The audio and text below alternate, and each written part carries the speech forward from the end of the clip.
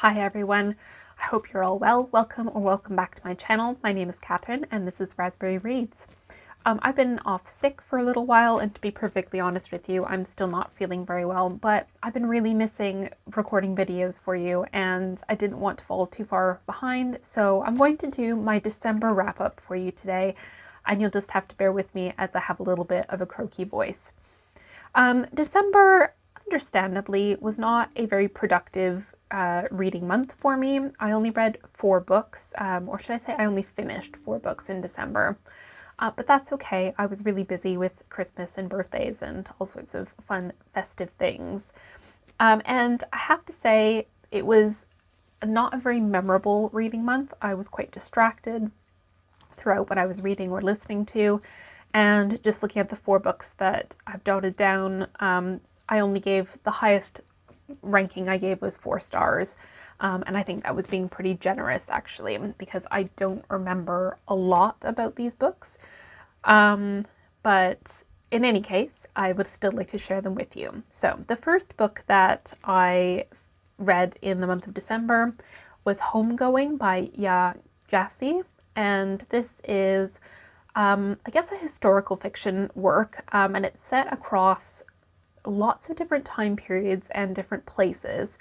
And I don't remember any of the characters' names, so I'm going to have to refer to Goodreads for this. So this is first set in Ghana and in the 18th century, and it's set in a village, and there's 2 half-sisters, Effia and Essie, and they're born in different villages. Effia is married off to an Englishman and lives in comfort in the palatial rooms of Cape Coast Castle, and her sister Essie is imprisoned beneath her in the castle's dungeons and sold to others on the Gold Coast in the slave trade. And then she's shipped off to America, and her grandchildren and grandchildren are raised as enslaved people. So you follow these 2 characters throughout. So one thread follows Effia's descendants throughout periods of warfare in Ghana, and as the nations in Ghana wrestle with slave trade and British colonialism. And then the other thread follows Essie and her children in America and the plantations, all the way through to the 20th century. Now, that's a lot to cover, and this was a really beautiful book, but I think I just wasn't in the right headspace for it, because I'm reading that excerpt for you and I don't remember a lot of it. I remember the parts about Essie being imprisoned in the dungeons and being on the slave ships. That was really powerful. It was well written. I do remember the beginning of the book and the different village experiences. And I do remember a little bit about the plantation scenes as well. But I felt that the ending into 20th century Harlem up to present day, where there was a lot to do with social inequality and I think even possibly drug misuse or drug dependency. It was a lot to cover, as is, justifiably so, because it's a very complicated history. So in that sense, I gave Homegoing by Yaa Gyasi 4 stars. It was incredibly powerful. I listened to this on audiobook, and I think it might have been better if I read it. I think it's the type of work that you need to really take your time and maybe go back to and refer to things. And so listening to it as an audiobook, falling asleep, I don't think was the best way of doing it, because I feel like I didn't do this book justice, as it is such an important read. So yeah, those are my thoughts on Homegoing. That I think I'm kind of just disappointed in myself that I didn't give myself the reading experience I wanted in this book, that it was just the wrong format, wrong time type of situation. But yes, have you read Homegoing? If so, how was your reading experience with it? Did you enjoy it? Yeah, all your comments very welcome. All right, we've got a theme going on here. So I'm looking at the next book that I read in December, and I think this book I had to rewind or go back to earlier chapters several times because I kept falling asleep before finishing it, to the point that I don't even know if I finished this book. This book could actually be a DNF, but I just gave up and said to myself, okay, you finished it. So this is The Square of Sevens by Laura Shepard Robinson. It was kind of an odd choice for me, but it was what was available on Libby. I listened to it on audiobook, and this is set in 18th century England. It's about a woman, a young girl who is like a charlatan, or what do you call it, like a fortune teller type situation. And she is from Cornwall, area of southwest England, and she predicts fortunes using the ancient Cornish method of the Square of Sevens. See, I didn't even get that context. I'm referring to Goodreads right now. I didn't get that whatsoever. So I spent the whole time thinking, what is she doing? I don't understand how she's telling people's fortunes this way. So I think there could have been a little bit more explanation there. And in any case, so this woman, her father dies, and then she ends up basically spending the rest of the novel trying to find out who her birth mother is, and finds herself going to London to kind of figure out who her mother was, because she has been told that her mother is no longer alive. As you could tell, I'm not being very eloquent trying to explain this story. Even to be fair, the excerpt on Goodreads is a little bit confusing to read, and I think this just summarizes my reading experience of this book, that I don't think it was a very good book now that I'm thinking about it. It just was not well written. It was interesting enough in terms of plot, but I didn't connect to the characters, and I found it really confusing to follow. So I gave it 3 stars, but I think that's a generous 3 stars, because I really couldn't tell you anything that I liked about this book. So yeah, I'm glad I'm sort of sitting down and sort of working through my thoughts as I'm filming this for you, but in any case, would not recommend The Square of Sevens. Yeah, I don't even think I finished it. Right. Conversely, a book that I did finish and did enjoy very much is River East, River West by Aube Lescure.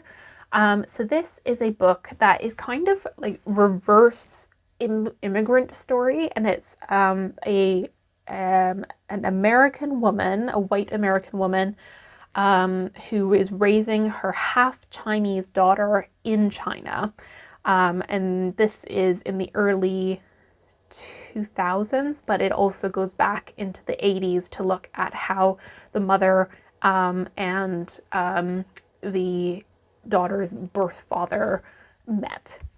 And it was a really, really well-written book. Very interesting characters, very well-developed characters. I liked just the different experience that you tend to read more so, or I tend to read more so, books about an immigrant experience of a non-white person in a white-centered environment, and this is completely reversed, and so that was very interesting. There are some very difficult themes and like trigger points in this, or trigger warnings, I should say, in this book. So maybe just read the full synopsis if any of those things affect you. But yeah, otherwise, it's a coming-of-age story. It centers mostly on Alva, who is the teenage girl, but it does look at her mother's life experience, and Lu Fang is her mother's husband, his experience as well. And it is also a really interesting perspective of sort of a shift in China in that time period, in terms of their changing economics, changing political situation. So yes, coming of age novel, family saga novel, I guess, and also looking at issues of race and identity and belonging, I suppose. Just looking at Goodreads, this was shortlisted for the Women's Prize in Fiction, the Carol Shields Prize, Maya Angelou Book Award, among others. So it's very well received. It is classed as historical fiction and also literary fiction. I listened to this on audiobook and I very much enjoyed the audiobook experience, so I can recommend that to you. But yes, River East, River West is one of the books that I think has stayed with me. Might not be one of my favorite books of 2025, but it's certainly one that stayed with me from last year. So I do recommend it to you if you haven't read it already. The last book I read, which I don't have my copy, it's downstairs, is The Serviceberry by Robin Wall Kimmerer. And I'm really conflicted about this book because I loved Braiding Sweetgrass so much. There was so much work and effort and creativity and love that went into writing Braiding Sweetgrass. And if you've read it, you would probably agree with me that it's a very well-written book, well-researched, and you just really do feel Kimmerer's passion when she's writing in that book. The Serviceberry, not so much. So it's a very slim book. It is beautiful, but it was £14, which is, a fair amount of money for a slim book, I would say. It's got lovely illustrations in it. And so from that perspective, just as sort of like an ornament or an aesthetic piece, it's a lovely book. But it's completely lacking in substance. So it's basically looking at the serviceberry, which has lots of different names. I know it as the Saskatoon berry, and the subtitle of the book. So it's looking at abundance and reciprocity in the natural world. And Robin Wall Kimmerer uses the sort of example of the serviceberry to look at how our current society and economy are set up in a very transactional and capitalist way, right? Where she looks at the gift economy as an alternative and sort of imagining, oh, what would it be like if we had our society, our modern society, based on a gift economy instead. And that, that's lovely, and it's a really good message to send in a book, and she's got some good examples. However, it was very repetitive. This was more like, I would say, an essay in book format, but it was an essay that did repeat itself and could have been, how should I say this? I don't think it was deserving for being a whole book. And I just felt that this book is a classic case of an author having success and the publishing industry benefiting from that success.